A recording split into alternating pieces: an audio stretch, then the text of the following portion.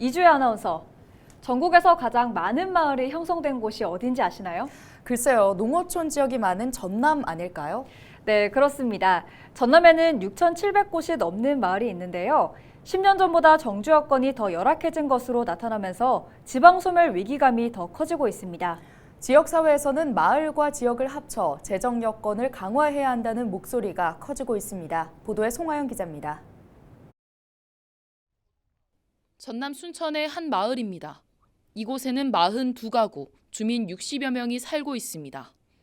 주변에 병원이나 마트 등이 없다 보니 수시로 약 40km 떨어진 시내까지 이동해야 하는 상황.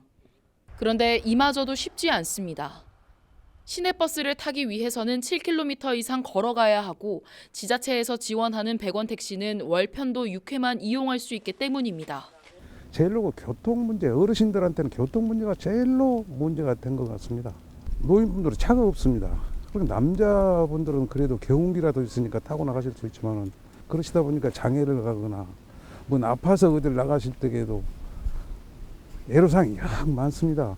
호남지방통계청 조사 결과 전남의 농어촌 마을 6,700여 곳 가운데 걸어서 15분 이내 거리에 대중교통수단이 없는 마을은 모두 543곳, 전체의 8%로 나타났습니다.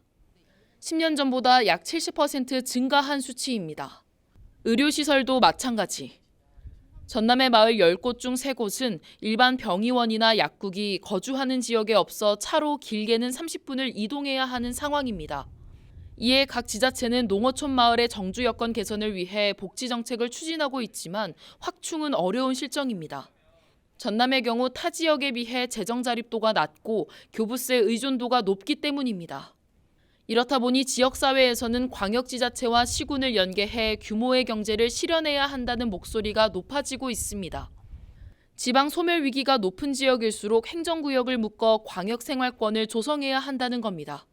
수도권의 초집중을 해소하고 비수도권을 격차를 줄여나감으로써 지방 소멸을 해소하자는 데 있기 때문에 경제적인, 산업적인 또 문화적인 기능을 실제적으로도 활성화시키기 위해서 광역교통망 같은 것을 수도권에 버금가도록 깔고 이런 것들을 해나가자는 것이거든요. 농어촌 마을의 현실로 드러나는 지방 소멸의 가속화. 지역의 정주 여건을 개선하고 균형 발전을 이루기 위한 정부의 고민이 필요한 시점입니다. 헬로티비 뉴스 송하영입니다.